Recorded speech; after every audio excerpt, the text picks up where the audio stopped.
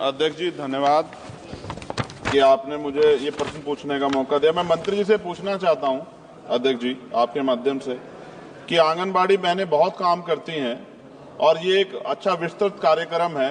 क्या आंगनबाड़ी बहनों के वेतन जो मानदेय उनको मिलता है वो कितना है, और अगर ये सम्मानजनक मानदेय है उसकी भी जानकारी दें, और ये सम्मानजनक मानदेय नहीं है आपके, जब आप इसका उत्तर देंगे तो ये भी बता दें कि क्या उनके वेतन वृद्धि की कोई कार्यक्रम, कोई आपके पास रूपरेखा है, क्योंकि ये कार्य काम तो बहुत दिया जाता है लेकिन उस तरह का सम्मानजनक मानदेय सर उनको नहीं मिलता।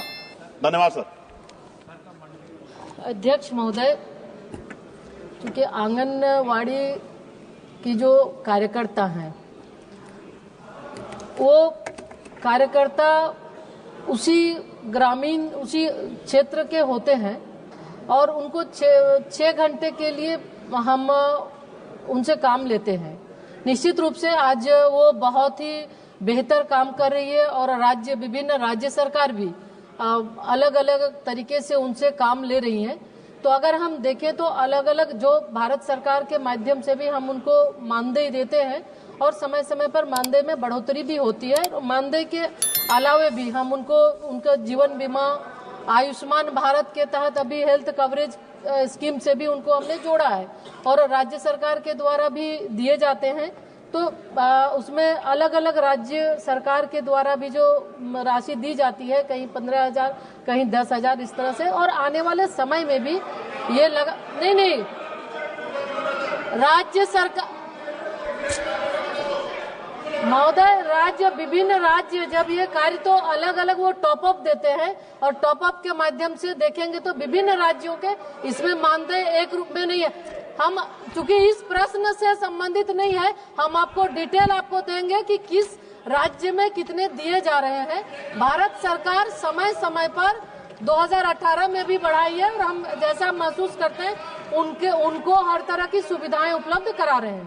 श्रीमती संध्या राय। धन्यवाद अध्यक्ष महोदय जी। मैं आपके माध्यम से माननीय मंत्री महोदय से पूछना चाहती हूँ, महिलाओं और बच्चों को दिशा में हमारी सरकार की पहल है कि हर आंगनवाड़ी केंद्रों पर या आसपास सरकारी स्कूलों में या पंचायत की भूमि पर पोषण वाटिकाएं बनाई जाएं, जिससे हमारी महिलाओं और बच्चों को भरपूर पोषण मिल सके। इसलिए मैं माननीय मंत्री जी से पूछना चाहती हूँ कि अभी तक पूरे भारतवर्ष में व मध्य प्रदेश में अभी तक कितनी पोषण वाटिकाएं संचालित हैं और आगामी हमारी सरकार का क्या लक्ष्य है। धन्यवाद। अध्यक्ष महोदय, पोषण वाटिका ये मिशन आंगनवाड़ी पोषण 2.0 के तहत हम आंगनवाड़ी केंद्रों को सक्षम बना रहे हैं। अभी तक पूरे देश के अंदर 2 लाख आंगनवाड़ी केंद्रों को स्वीकृति दी जा चुकी है सक्षम आंगनवाड़ी निर्माण के लिए। तो उसके लिए सक्षम आंगनवाड़ी में पोषण वाटिकाएं भी होती है और पोषण वाटिका के साथ साथ बेहतर उसमें आधारभूत संरचना, टॉयलेट की व्यवस्था हो, पानी पीने की व्यवस्था हो, आरओ सिस्टम की भी व्यवस्था कर रहे हैं। और बच्चों के जो ईसीसी की जो हम बच्चों को अनौपचारिक शिक्षा दे रहे हैं उसके लिए भी हम एक एलईडी स्क्रीन देते हैं ताकि उसके माध्यम से बच्चों को अनौपचारिक तौर पे वो शिक्षा ग्रहण कर सके। तो इसके तहत राज्य सरकार से जो हमारे पास अभी प्रस्ताव आए 2 लाख का हमने स्वीकृति दिया है और उसके तहत बहुत लगभग 15,000 से ज्यादा सक्षम बन चुके हैं, जहां पोषण वाटिकाएं भी हैं। और अन्य जगहों पे भी अगर आंगनवाड़ी केंद्र के अंदर अगर जगह नहीं है तो हम ये राज्य सरकार से कहते हैं कि वो दूसरे जगह भी कोई भी सार्वजनिक या सरकारी भूमि है वहां पर भी वो पोषण वाटिका बनाए ताकि उस पोषण वाटिका के माध्यम से बच्चों को पौष्टिक भोजन और हरी साग सब्जियां भी वो खिला सके। सुश्री मिताली बाग। महिलाओं का विषय है। আমার প্রশ্ন যে মহাশয়, আমার লোকসভা কেন্দ্র আরামবাগ, যেহেতু আমি একজন আইসিডিএস কর্মী থেকে আমার এই সংসদ ভবনে আসা, মন্ত্রী মহাশয় বললেন যে 40,000 অঙ্গনওয়াড়ি সেন্টারকে আপগ্রেডেশন করা হয়েছে এবং সব মডার্ন করা হয়েছে। তো যেখানে পুষ্টির বরাদ্দ এত কম, একটা মায়ের জন্য পুষ্টির বরাদ্দ 1 টাকা 63 পয়সা এবং একটা শিশুর জন্য 1 টাকা 4 পয়সা, সেখানে কিভাবে গুণগত আজকের বাজার দর যেভাবে আগুন হয়ে গেছে সেভাবে কিভাবে আমরা পরিপূরক পুষ্টি প্রদান করতে পারি? তাছাড়া ম্যাডাম স্যার স্যার আরেকটা রিকোয়েস্ট আছে, আমরা বলতে পারি যে আজকে যা জন্ম থেকে মৃত্যু পর্যন্ত সমস্ত তথ্য পোষণে আপডেট করতে হচ্ছে।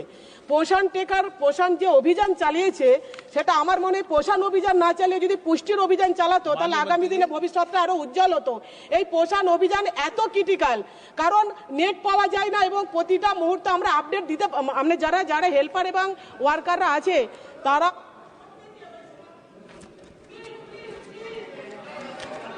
अध्यक्ष आप कंक्लूड अध्यक्ष करें, क्या पूछना चाहते हैं?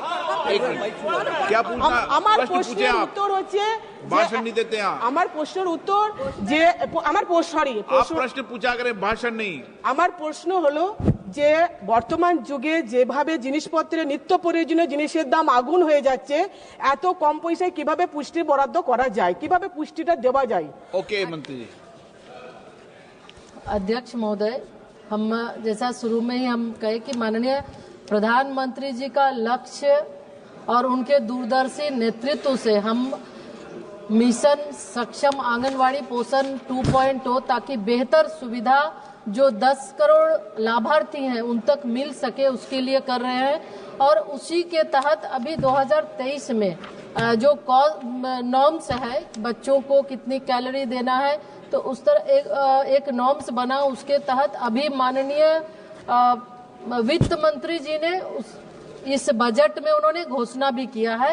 तो बिल्कुल ये जो चिंता आपकी है ये चिंता सरकार की भी है और हम चाहते हैं कि जो बाजार मूल्य के आधार पर उन्हें मिल सके, तो इस बजट में उसका प्रावधान भी हुआ है।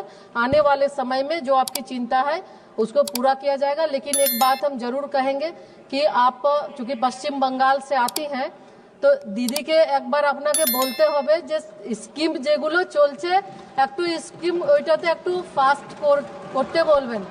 অনেক অনেক স্কিমের নাম চেঞ্জ করে সে চেঞ্জ करके वो करते हैं। Question number 66, doctor Prashant Yadav Rao Pandole. Question number 66। Honourable मंत्री जी। कल पर रखा गया। धन्यवाद अध्यक्ष महोदय, आपके माध्यम से मैं मंत्री जी ये बताने की कृपा करें, क्या सरकार ने पोषण अभियान या राष्ट्रीय पोषण मिशन के तहत देश को 2022 तक कुपोषित मुक्त बनाने का कोई लक्ष्य निर्धारित किया था? यदि हाँ तो उक्त अभियान के माध्यम से सरकार द्वारा हासिल की गई उपलब्धि का ब्यौरा दे और तथा उक्त अभियान को पूरा करने के लिए आई कठिनाई का ब्यौरा दे। महाराष्ट्र में भंडारा गोंदिया संसदीय निर्वाचन क्षेत्र में कुपोषण जैसी गंभीर समस्याओं पे नियंत्रण करने के लिए विद्यमान तंत्र का ब्यौरा क्या है? सरकार द्वारा उक्त अभियान के तहत भंडारा गोंदिया जिले में अब तक प्रदान की गई धनराशि का ब्यौरा दें। अध्यक्ष महोदय, भारत सरकार माननीय प्रधानमंत्री जी के नेतृत्व में आंगनवाड़ी प्रणाली को सशक्त बनाने और उच्च गुणवत्ता वाली पोषण सेवाएं प्रदान करने के लिए पूरी तरह से प्रतिबद्ध है।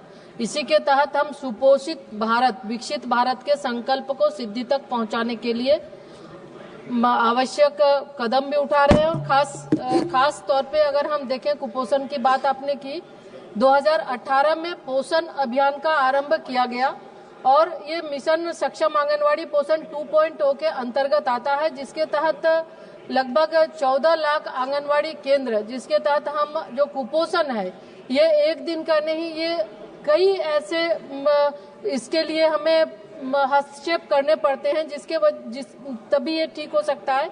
तो उसके तहत हमने जो पोषण अभियान के तहत लगभग 1 करोड़ से ज्यादा हमारे कार्यक्रम हुए, जिसके माध्यम से हम लोगों को जागरूक करने के लिए, चूंकि खान पान के साथ साथ जागरूकता भी बड़ी चीज है, उनको हम कैसे उनके बिहेवियर चेंज के लिए भी हम जागरूक करते हैं। और उसके साथ साथ लगभग कुपोषण की समस्या को से निपटने के लिए सामुदायिक सहभागिता, लाभार्थियों के सशक्तिकरण और सामाजिक उत्तरदायित्व को बढ़ाने के लिए प्रतिवर्ष पोषण माह और पोषण पखवाड़ा के माध्यम से हम गतिविधियां आयोजित करते हैं। और अभी तक अगर देखें तो लगभग 13 करोड़ गतिविधियां हुई है, जिसके माध्यम से हम लोगों को जागरूक करते हैं और हम अपने कार्यक्रम के माध्यम से उन तक जो हमारे 10 करोड़ लाभुक हैं बच्चों की, हम जो सैम और मैम बच्चे हैं उनको हम THR के माध्यम से